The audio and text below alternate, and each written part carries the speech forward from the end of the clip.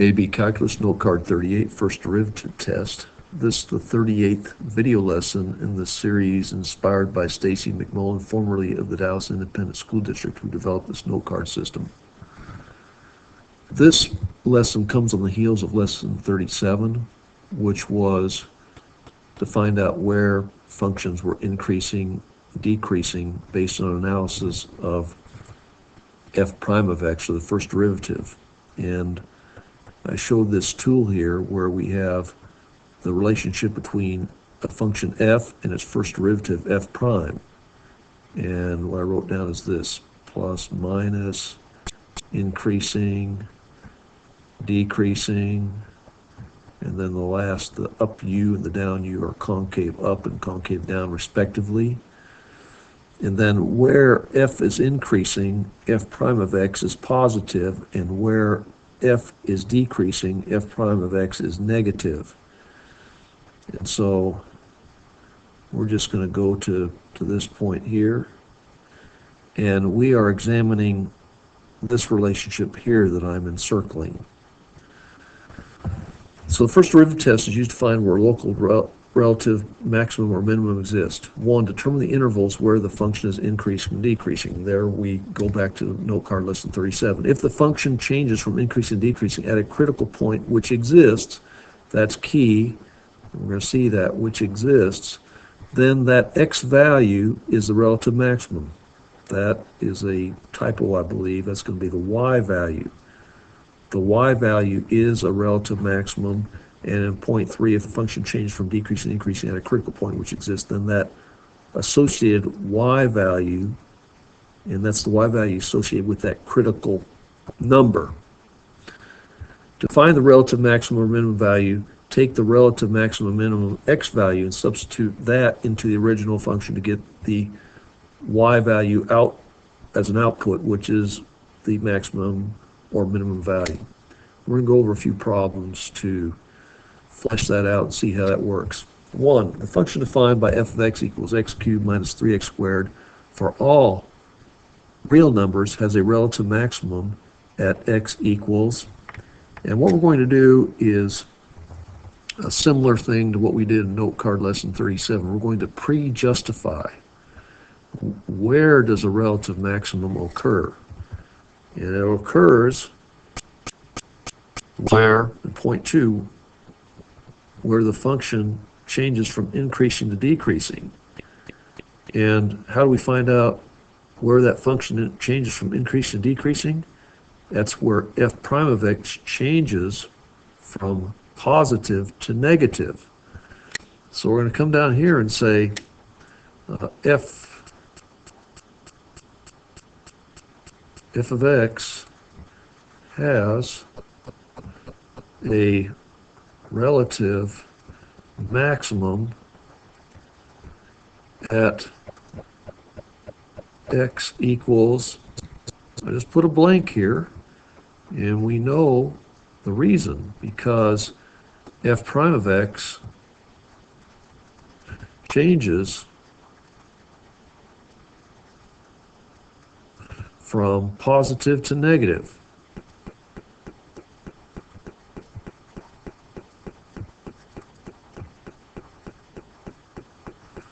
And when we go ahead and figure that out with the analysis, we'll just be able to plug that number into the blank. So we're going to find f prime of x, and f prime of x is equal to 3x squared minus 6x.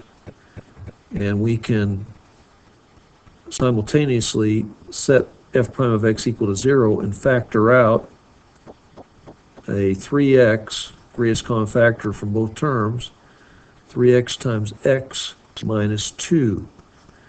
And so our critical numbers are going to be x is equal to 0 and x is equal to 2. So here we are, critical numbers. And now we're going to go back to our number line analysis, similar to how we did that in note card 37. So we have our critical numbers 0 and 2. And where we above the line are going to draw a little f prime and below an f. And we make our analysis here. I like using this factored form, makes it pretty easy.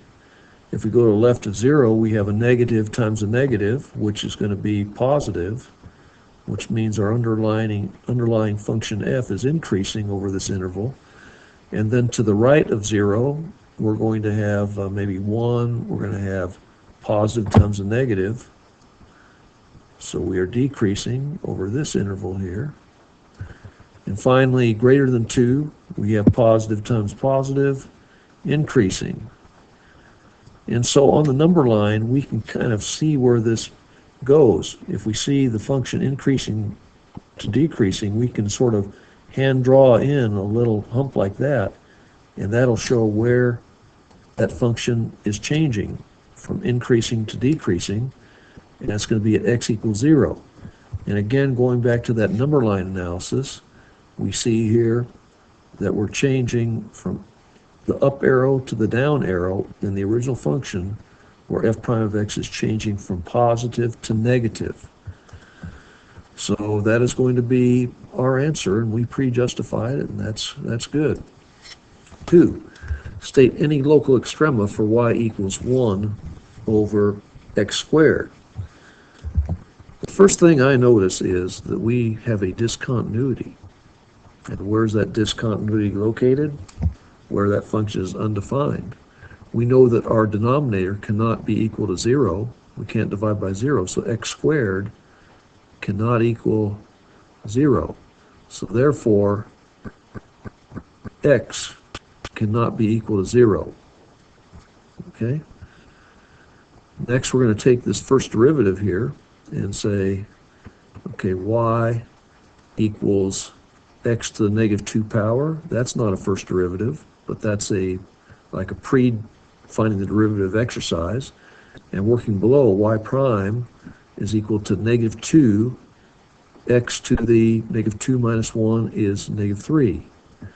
So y prime is equal to negative 2 over x to the third power.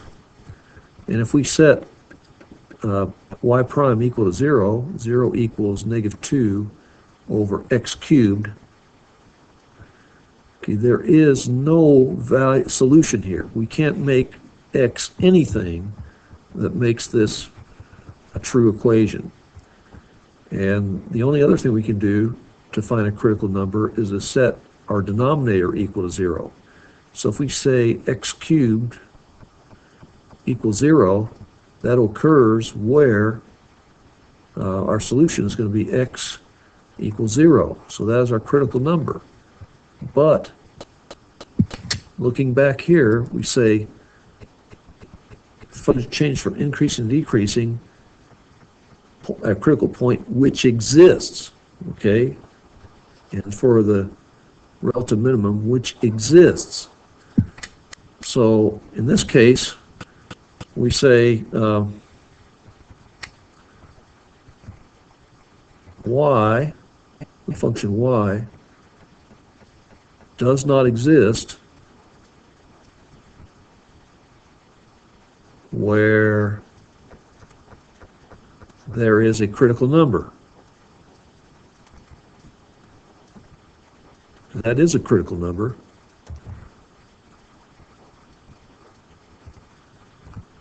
Therefore, no local extrema exists. Before we go on to the next one, I'm just going to draw a little number line to show what that looks like. If we go ahead and put a 0 at the critical number, and we put y prime above and y below, and look at this. Now, if we take this function here, y prime equals negative 2 over x cubed, and we take a number less than 0 for x, we're going to have a negative divided by a negative or positive. So the underlying function y is increasing from negative infinity up until 0, and then to the right of 0, we're going to have a negative divided by a positive, which is going to be negative. And so this does look like a relative maximum, but it's all about where this exists. So at 0, the function does not exist, so therefore we cannot have a relative maximum here at x equals 0 or anywhere. Next, 3, find the relative maximum value for f of x equals quantity x squared minus 3 times e to the x power. And for this, we're going to find our critical numbers and make our analysis. And we are going to pre-justify. So we're going to say f of x has relative maximum at x equals blank because f prime changes from positive to negative. Pre-justification. Okay?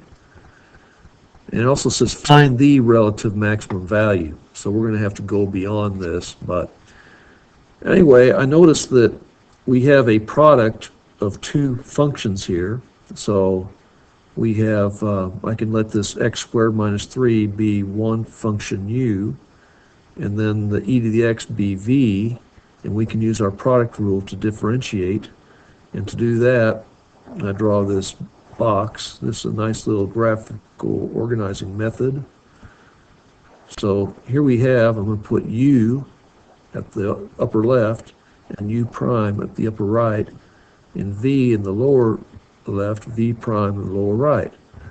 And so I'm going to let u be x squared minus 3, and u prime is going to be the derivative of x squared minus 3, which is 2x. And then we have v is going to be e to the x power, and the derivative of e to the x power is also e to the x power, unique property of the natural exponential function.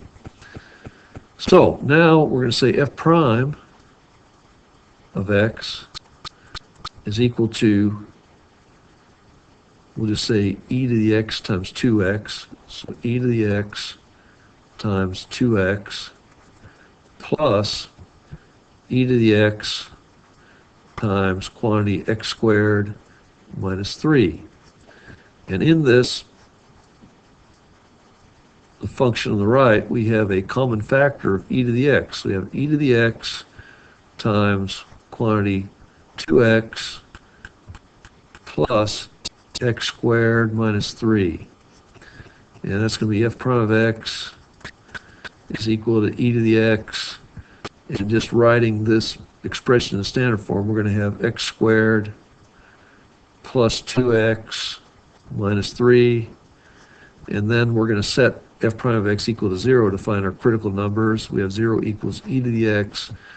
And then we're going to factor x squared plus 2x minus 3. So we're going to have x and x. Since we have negative 3, we're going to have a plus and a minus. And 1 is going to be 3 and 1 is 2. We're going to have plus 2x. So we're going to have, this is going to be plus 3 over here and minus 1. And now for our critical numbers. If we set e to the x equal to 0, and x plus 3 is equal to 0, x minus 1 is equal to 0, we're using the zero factor property. And this e to the x equals 0, e to the x never is 0, so there's no solution. That is, there's no critical number. There's no x equals solution for this that makes sense. Then we have x is equal to negative 3, one critical number, and x is equal to 1. So those are our two critical numbers, negative 3 and 1. So I'm going to just draw a number line here and put those critical numbers in here, negative 3 and 1, and then f prime above the line and f below. And then we examine the equation. I like to take this factored form. We know e to the x is always positive. A number less than negative 3 is going to be a negative times a negative times a negative times a positive, which is going to be positive. So our function is increasing here. And then we're going to have between -3 and 1, maybe 0, we're going to have a negative times a positive times a positive, which is going to be negative. So we're decreasing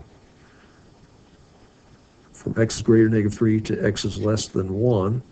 And then finally, to the right of 1, we have positives all around. So we're increasing to the right of x equals 1. So we have a relative maximum at x equals -3 because f prime changes from positive to negative. Finally, find that relative maximum value. And to do that, we go to this last thing. To find the relative maximum or minimum value, take that relative maximum minimum x value and substitute it into the original function. So doing that, we're going to say f of -3 is equal to, we have -3 squared minus 3, and then we have e to the -3. And then for this, f of -3 is equal to -3 squared, that's 9, minus 3, it's 6. We have 6e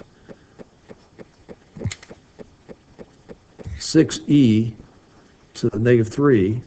So f of -3 is equal to 6 over e to the 3rd power. So we say our relative max equals 6 over e to the 3rd power. And we have previously justified where that relative maximum exists in our statement above here. So that's why we have it there. Let's go on to problem 4. What is the minimum value of fx equals x ln x? Okay, we're going to use our pre-justification.